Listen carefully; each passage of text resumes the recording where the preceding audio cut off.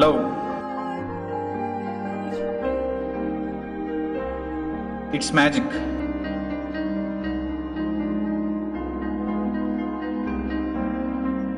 It's unpredictable.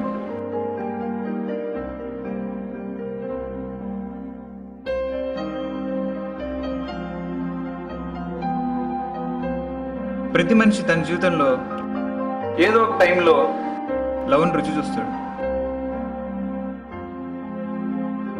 కొంతమందికి అది తీపి జ్ఞాపకాలు ఇస్తుంది, మరి కొంతమందికి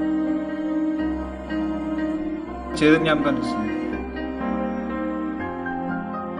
కానీ నా జీవితంలో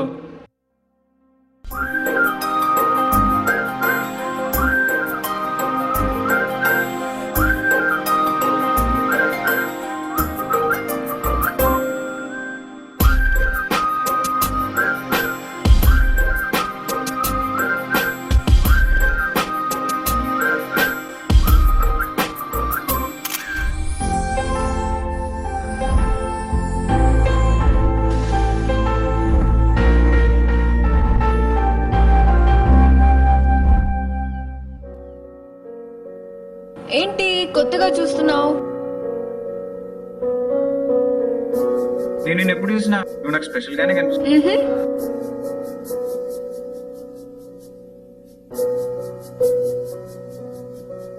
ఉదయ్, ఈరోజు గుర్తుందా నీకు? 3 years బ్యాక్ మనం కలిసినప్పుడు ప్రియానే కదా నువ్వు సైట్ వేసింది? ప్రియానా? ఆవండదా, అది జస్ట్ అట్రాక్షన్ మాత్రమే. ఆ తర్వాత నువ్వు నాకు పరిచయం అవడం, క్లోజ్గా మూవ్ అవడం, క్యాంటీన్కి వెళ్ళినా నువ్వే, కమెంట్లు చేయాలన్నా నువ్వే, ఆఖరికి గొడవ పడాలన్నా నువ్వే. థ్యాంక్స్. నేను నీకు చెప్తా, కాకపోతే కొంచెం రీమోడల్ చేసి చెప్తా. ప్రతి విషయంలో నీకు తోడుండే నేను, నువ్వే నా లైఫ్ పార్ట్నర్ నువ్వు ఉండాలనుకుంటున్నా. వాట్? ఏం మాట్లాడుతున్నావు? I want marry you. నువ్వు ఇందాక చెప్పినట్టు నేను చూసింది ప్రియాన్ కాదు, అది నిన్నే శృతి. నువ్వు నా గురించి ఏమనుకుంటున్నావో నాకు అర్థం కావడం లేదు. నీ క్వశ్చన్ ఇదే అయితే నా ఆన్సర్ నో.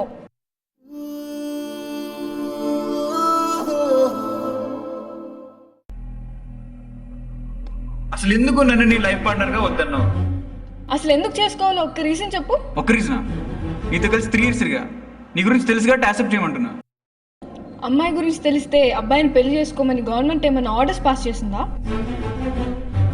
నాతో తిరిగావను లేదా నీ గురించి తెలుసునో నన్ను యాక్సెప్ట్ చేయమంటలేదు. మరి ఎందుకు అలా అనుకుంటావు?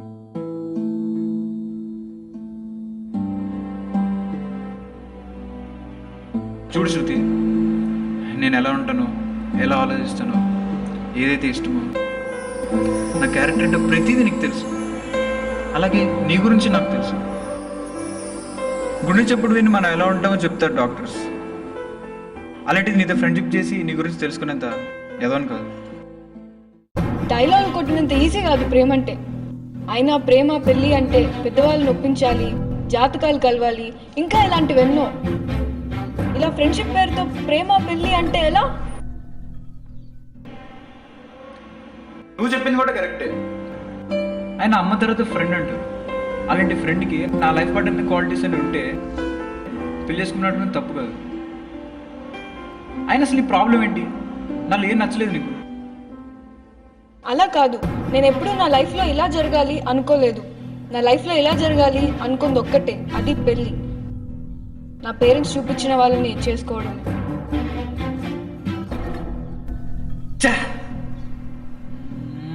నువ్వు అసలు ఎంత ఫులిష్గా మాట్లాడదు తెలుసా? Just shut up. I'm not foolish. ఫ్రెండ్ని లవ్వర్ అనుకున్నావే, నువ్వే ఫూలిష్. సరే, నేను ఫూలిషే. నేను కరెక్ట్గా ఒక క్వశ్చన్ అడుగుతా, దానికి ఆన్సర్ చెప్పగలవా? చెప్తే ఇంకోసారి ఇప్పుడు పెళ్ళి అనమాట నీ దగ్గర ఎప్పుడు అతను. ఈ టాపిక్ అయిపోతుందంటే ఒక్క క్వశ్చన్ ఏంటి? ఎన్నన్నా అడుగు, చెప్తా. నా గురించి అన్నీ తెలిసిందండి.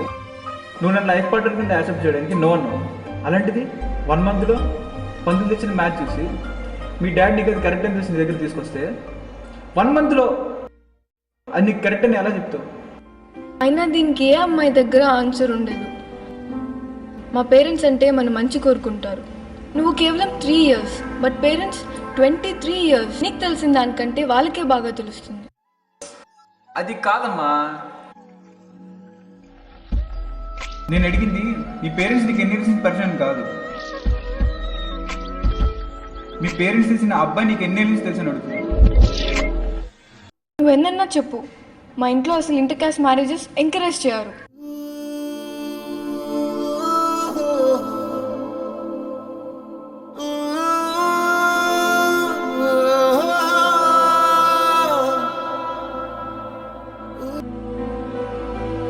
నీకు కావాల్సిన నాకు అర్థమయ్యే రీజన్ బయటకు వచ్చింది. పిల్లంటే 2 ఫ్యామిలీస్ కలవాలనుకున్నా.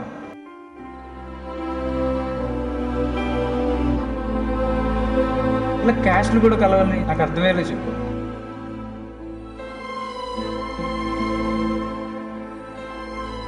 క్యాస్ట్ ఒకటి కాదని, లేదా ఇంట్లో వాళ్ళకి భయపడే వాళ్ళ జీవితంలో ఎవరికీ కరెక్ట్ కాదు.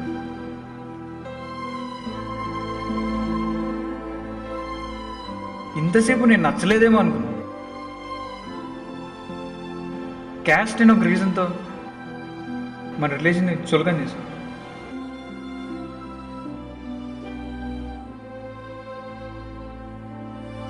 ఒకే ఒక మాట చెప్తా,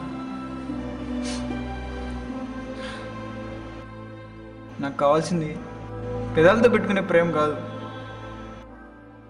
గుండెల్లో పెట్టుకునే ప్రేమ.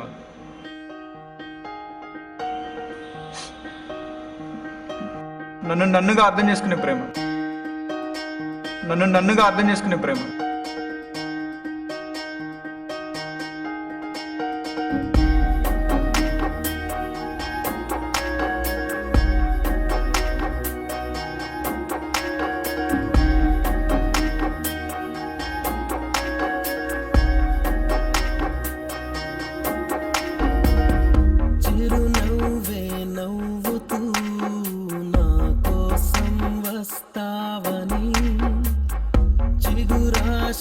రేపుతూ నీ ప్రేమను తెస్తావని నేను వెతికానే, నన్నే తాకే గాలునే ఆరాధిస్తూ నిలుచున్నానే, నీకై వేచే తీరాన్నే ఆరాధిస్తూ ప్రతి జన్మ నీతోనే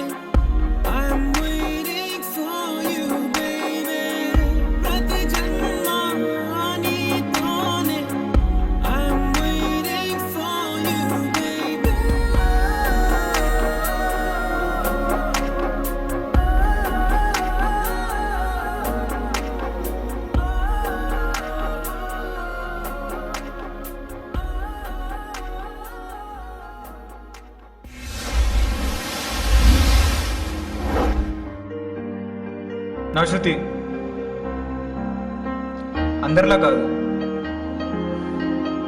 నన్ను అర్థం చేసుకుంది. కాకపోతే కొంచెం టైం పట్టింది. నన్ను గుండెల్లో పెట్టుకుంది.